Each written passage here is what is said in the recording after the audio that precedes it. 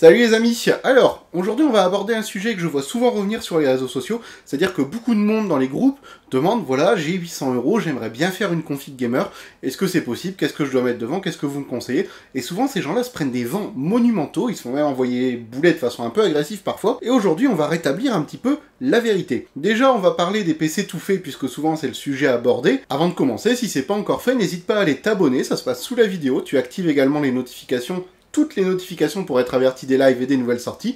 N'hésite pas également à laisser un commentaire sous la vidéo, ça permet son bon référencement et ça permet à plus de monde de la découvrir.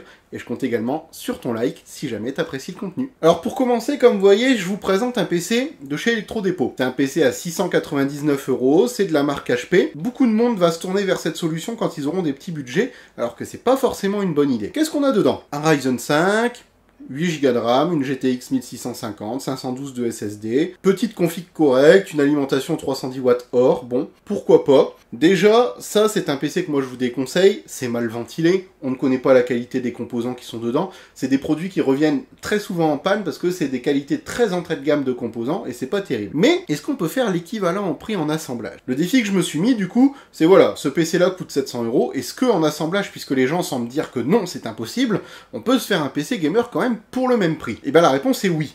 Là, exactement, dedans, il va y avoir un Ryzen 5 5600G, le même processeur que dans le HP. J'ai mis, comme vous voyez, un refroidissement à air de chez Arctic, une carte mère Asus TUF, 8 Go en G-Skill, 512 Go de SSD en Patriot, une GTX 1650 de chez Asus, un boîtier Bitfenix Mesh et une Corsair 80 Plus Gold 500. Donc on est totalement équivalent au PC de HP. Déjà, premier point, on va être mieux en qualité, mais ce n'est pas cette config-là que je vais vous conseiller et vous allez comprendre pourquoi. Là, on va plutôt partir sur la suite sur une config à 800 €.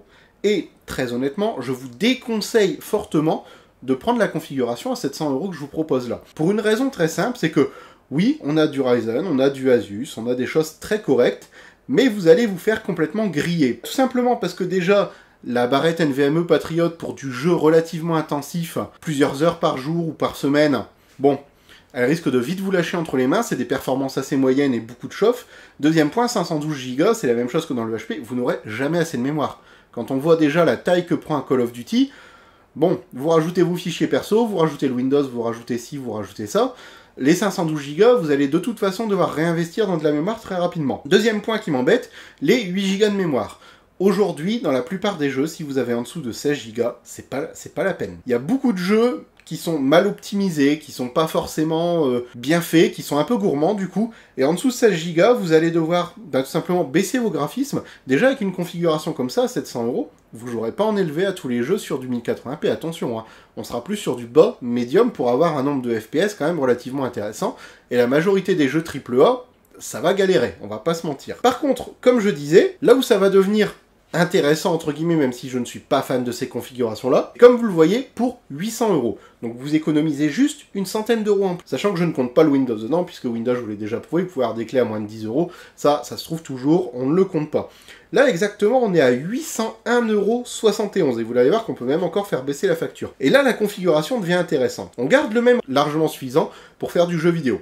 Jeu vidéo et streaming, ça va commencer à devenir beaucoup plus compliqué, tout dépendra du jeu, mais ça va être light, on va pas se mentir. En refroidissement, et là c'est le top, le Master Liquid ML120L RGB V2 de chez Cooler Master, excellent water cooling, 120 mm, très performant, il va vous aider à faire baisser la température de votre processeur, à stabiliser un peu le système, il est excellent. En carte mère, j'ai gardé la Asus TUF Gaming, c'est une bonne carte mère, elle est évolutive, plus tard si vous voulez changer de processeur ou de carte graphique, vous pouvez la garder, c'est une bonne base, on peut rajouter de la mémoire dessus, ça c'est très bien. Là au niveau de la RAM, on passe sur 16 Go, beaucoup plus intéressant tout de suite. Même pour des jeux plus gourmands, des AAA, ça sera quand même un peu plus souple. Ça fera pas non plus des miracles, il y a toujours des jeux qui seront un petit peu plus sensibles parce que mal optimisés ou autre, et pour qui 16 Go plus la mémoire de la carte graphique sera limitée, mais ça commence à devenir quand même beaucoup plus intéressant, et vous pourrez jouer à beaucoup plus de choses en profitant de vos FPS, toujours en 1080p. Je précise, dans ces configurations-là, pas de 1440, pas de 4K, oui, ça peut faire de l'affichage, mais vous allez écraser vos FPS d'une façon assez impressionnante. Au niveau de la mémoire, là j'ai fait un petit extra, c'est pour ça qu'on dépasse les 800 € de 1 €, parce que je suis parti sur une barrette Samsung 980 1 Tera. On peut avoir de la Crucial P2 qui est intéressante aussi, un petit peu moins chère, ce qui fait revenir à moins de 800 €. Mais la P2 a tendance malheureusement à chauffer assez rapidement et du coup à entraîner une baisse de performance, là où la Samsung, elle, va être assez stable en température et permettre de maintenir vos performances en jeu sans que vous ayez rencontriez de problèmes ou de bottleneck ou de PC qui plantent. Ça, c'est intéressant. On reste sur la 1650 en 4 Go. J'ai essayé honnêtement de vous le faire avec une 1660. Le prix, par contre, augmente assez rapidement, donc on va dépasser les 800 €. On serait plus dans l'optique d'une config à 900 € avec cette carte-là. En boîtier, le Bitfenix Nova Mesh. C'est un boîtier de qualité correcte. Tout l'avant est en mesh, ce qui permet une bonne ventilation. Votre water cooling va vous permettre d'évacuer l'air directement par l'arrière, donc pas de problème à ce niveau-là. Et en alimentation, une Corsair TXM 550 watts 80+ Gold semi-modulaire. Donc déjà, tranquillité au niveau du câble. Une config comme ça va nécessiter moins, même bien moins de 500 watts, donc vous avez de la marge pour la faire évoluer par la suite. Et en budget, vous voyez, on est totalement maîtrisé. Alors, pourquoi je n'aime pas ces configurations-là? Parce que, dites-vous bien que si on est à 800 € au lieu des 1200 généralement recommandés de base pour une tour gamer, vous limitez bien quelque part. Déjà, on va avoir de la RAM un petit peu moins performante que dans une config plus haute. C'est largement suffisant pour les jeux actuels, mais bon, ça limite toujours un petit peu. Deuxième point, c'est la carte graphique. De toute façon, c'est surtout là où se joue le prix. Là, une 1650, oui, ça développe des performances. En Full HD, vous aurez un affichage correct. Tu pourras jouer à League of Legends, tu pourras jouer à Apex, tu pourras jouer à Fortnite, tu pourras jouer à des jeux plus gourmands même, hein, sans trop de problèmes. Tu pourras te faire les BioShock Remaster, tu pourras, on va dire Star Citizen, ça va être un petit peu compliqué parce qu'il est mal optimisé pour l'instant.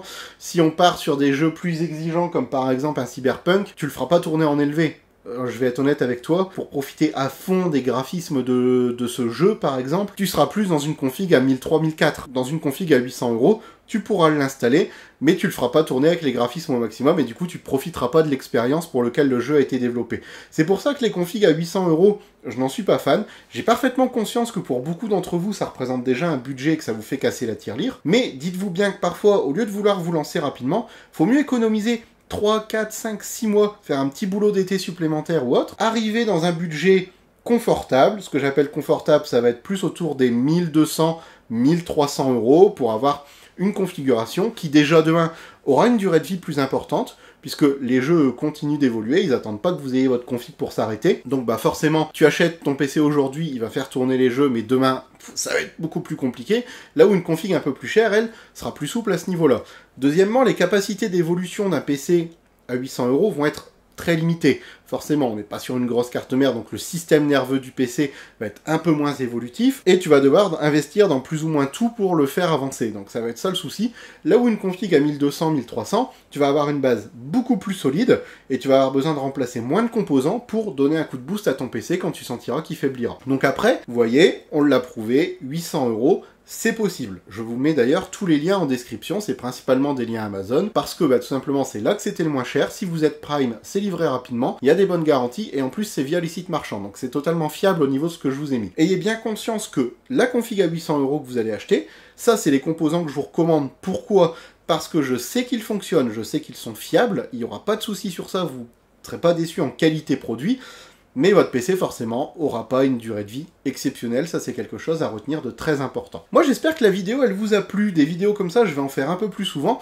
Dites-moi en commentaire, vous, pour 800 € ce que vous faites comme config, qu'on compare un petit peu ce qu'on est capable de faire tous, puis qu'on en tire le meilleur, tout simplement. N'hésitez pas également à rejoindre le Discord pour discuter justement de configuration de ce type, échanger, partager les photos de vos setups, ce genre de choses, ça peut être très intéressant et très utile surtout à tout le monde. Je vous ferai bientôt des vidéos sur des configs beaucoup plus chères, on va arriver dans les configs que j'appelle standard vers 1200-1300 €, et bien plus encore. Et il y a également de l'assemblage PC qui arrive, donc abonne-toi pour ne rien louper, et on se retrouve bientôt dans plein de prochaines vidéos. Ciao! Silhouettes of you are like a taunt. Never really know just what you want. With you I don't ever feel calm. I can feel the sweat inside my palms. Play with me like cats and a string. You don't understand the pain it brings. You don't ever wanna give me